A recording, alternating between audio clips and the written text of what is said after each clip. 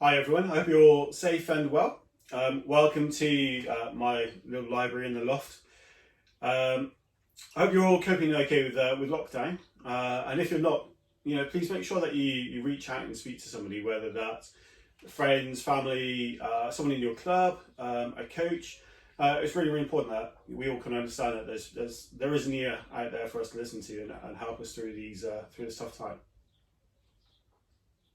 So welcome to the first of a series of videos on the muscles involved in the sport of fencing, where they're located, what their role is, and how we can train them. These videos have come about because part of my philosophy as a coach is not just to train people and have mindless kind of robots in the gym just performing the exercises that I tell them to. But they also have an understanding of what they're doing, why they're doing it, and the benefit that it's going to have.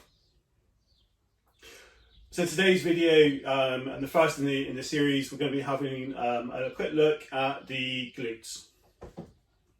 There's three muscles that we're specifically interested in. We're going to be looking at the gluteus maximus, the gluteus medius, and the piriformis. The gluteus maximus is the muscle that everybody knows. It's the big fleshy muscle which really gives the glutes their shape. It has its origin point up here at the top of the hips, at the top of the pelvis there, and it touches down on the femur, where it kind of crosses paths with the hamstrings. Its job is in hip extension and the external rotation of the femur. So hip extension movements include things like Romanian deadlifts. So as we flex the hip here, we then extend the hip, so we're increasing the angle at the hip. And in the lunge, okay, the angle of the hip changes and it extends. We also, because the nature of fencing, externally rotate our lead leg. Okay, so here I'm in a neutral position. As I externally rotate, I'm using my glutes to then turn my lead leg, although you can't see it, you can track my knee, into an externally rotated position. And obviously then that is our natural shape in fencing. Don't judge my footwork, okay? I'm not a fencer. Again, as we move through fencing kind of movements, the gluteus maximus really comes into play a lot. So as we said, it extends the hips, so it helps us keep a nice upright position in coordination with the muscles of the back and the core, and it also kind of abducts the leg a little. So abduction is where we move away from the center line of the body. So abduction is movement away, adduction is movement in. Okay, so if we're fencing and we go into a lunge, the center line is changed in relation to where my back leg is. So we have gone into hip abduction. The glute med, so the gluteus medius, then sits just on the outside of the hip, and actually has a few different roles. It has a role in extension of the hip and the external rotation of the knee, so it works synergistically with the gluteus maximus, but it also plays a really important job in the stabilization of the knee when it's in a flexed position. How is that relevant to fencing? From my own experience, I've had numerous coaches and I've observed fencers myself when they lunge. If I just move back slightly. So when we lunge and that lead knee goes into an internally rotated position, the glute med's job is to stabilize the knee over the ankle. Okay, so if the knee is not holding in that position, it could be a case of bad technique. However, it could also be due to an underactive glute med, or that muscle is just too tight. And that's something that I'm kind of coming across quite a lot at the moment.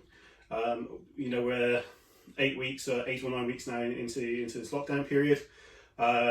People are either doing schoolwork, uni work, work, and they're sat down at chairs and tables and things which aren't really designed for being on computers or reading and studying for extended periods of time. And part of the side effects, the consequences of that, are that the glute medians are starting to switch off or starting to tighten up. Okay. The glute med also forms part of the structure that forms the ITB.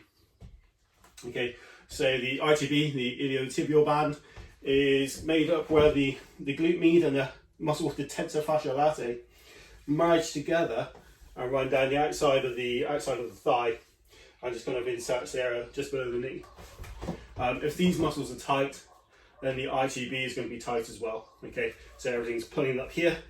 Or see, then it's going to pull up through the leg, and this is where runner's knee becomes an issue. So if anybody is out there kind of doing lots of running at the moment and starting to experience knee related issues, and I know from contact that there's 1 or 2 people who are, the ITB flicks over a little bone here just below the knee as we extend and flex, and that's its normal function. It's meant to do that. But if we're tight up here and therefore tight through the ITB, that motion here flicking over is going to be much tighter to the bone, causing friction and rubbing, and therefore obviously pain. Okay, so the glute med is a muscle that we need to kind of pay a lot of attention to, not just because of its performance in external rotation and obviously at hip extension, but also its relationship with activity at the knee. The third muscle is the piriformis, which is just a little muscle which sits deep underneath the glutes. And if anybody's ever had any piriformis related issues and sciatic nerve issues, then they know, if you've been to a physio, that it's not a nice muscle to get whacked because it's so deep. Physios are going to go in with an elbow and some body weight, and it's really quite unpleasant. So the piriformis acts to both abduct and adduct the knee, depending on what position the hip is in. Okay, so it works with the glute med, as I said earlier. A lot of these muscles work synergistically to externally rotate the leg. And when we're in our extended lunge position here, these 2 muscles are working together to stabilize the knee, but it also plays a little job in hip adduction. So as we recover,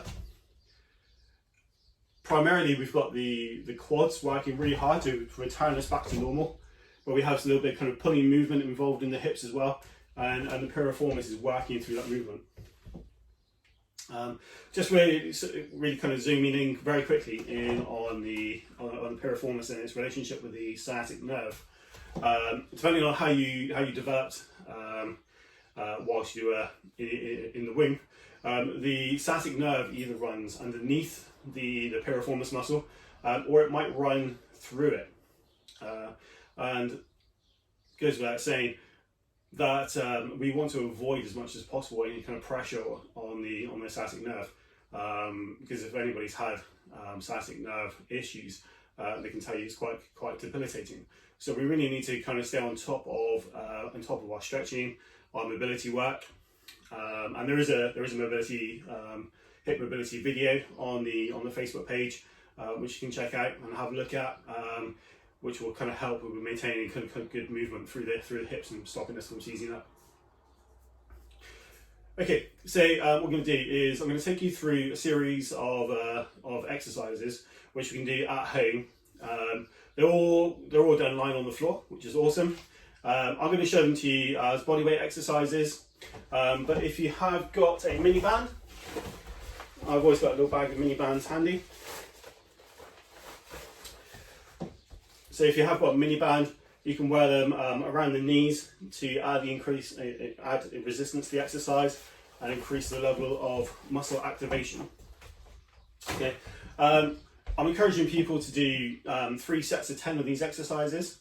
They're very similar to, I know, some of the stuff that the men's foil team have done in the past, and it's work that I'm doing with the Truro guys and with the Danish squad at this moment in time, to kind of really work those glutes and make sure that they're firing correctly. Okay, so I'm going to show you these exercises now. I'm going to do maybe 4 or 5 reps of each one, just so you get an understanding of what all the movements are going to look like. The first exercise we're going to do are clams. They're an exercise that a lot of people are familiar with, but we just want to make sure that we do it right. Okay, so we're going to be lying on the floor. On one side, you can be up on your elbow. We're bent at the hip and the knee, with the heels in line with the hips. Okay, key point here is that we want to have this top hip pushed slightly forwards. Okay, and you'll notice the difference if you roll back onto, so you're sitting on your glutes, we've got like a big range of movement here, and the glutes not really working until you get to about here. Okay, if I now push my top hip forward, I've got less range of movement, but the glutes are, so specifically the glute med and the piriformis are much more actively engaged. Okay, so we keep the feet together, that top hip forwards, and we can use our hand here just to support that position, which then stops us from rolling back into that open position. Exercise 2 are leg rotations. So we can stay in this position here, or we can extend out. Okay, so leg rotations, we're going to take the top leg again, keeping that bend at the knee. And what we're going to do is rotate this foot up. So the hips don't move. But we're just going to bring that foot up as high as we can. If you put your hand here on top of your hip, you can feel the internal and external rotation of the femur. You can feel the muscles working as we internally and externally rotate the thigh bone. Exercise 3, leg raises. And I'll just have to move it a little bit for this one. So leg raises, again, the theme that runs through all these exercises, I'm going to be right up on my side with my hips pointing straight up. Okay, for none of these exercises do we ever kind of roll backwards. Okay, so leg raises from the side. So nice straight legs. We're going to pull the toes up into dorsiflexion, so pulling toes up towards the shin. We're just going to lift the leg up to the side as high as it will go.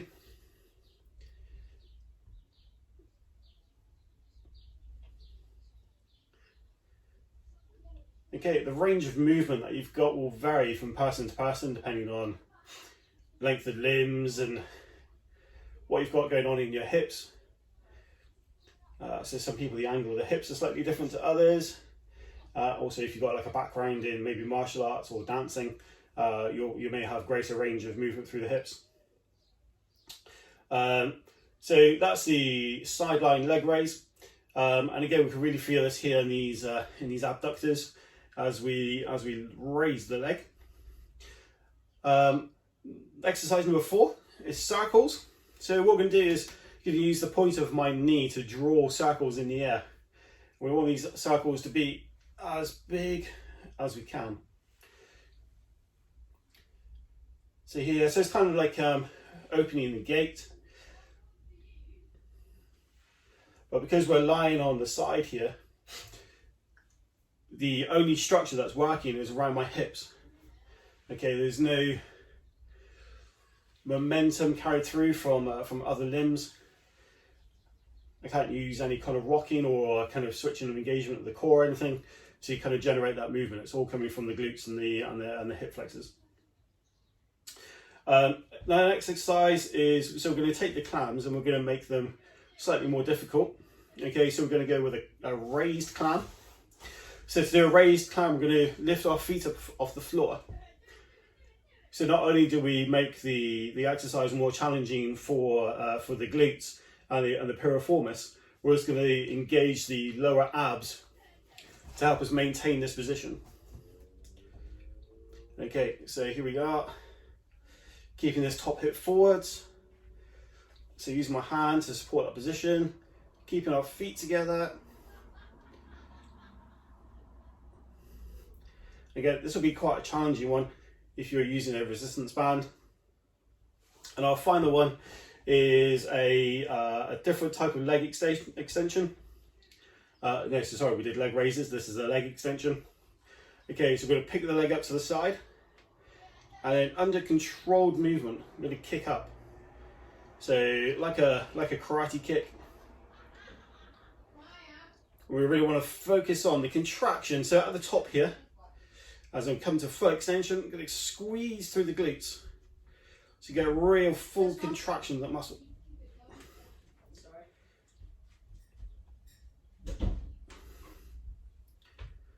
Okay, and there we have it. If you have any kind of questions about any of the exercises that we've done, or you want to find out more kind of detailed information about the muscles involved, their movements and their actions, or if you find it's a particular problem area for you and you'd like to go through it into more detail, then please feel free to drop me a message or a comment in the box below. Thank you very much, and I'll see you next time where we will be looking at the hamstrings.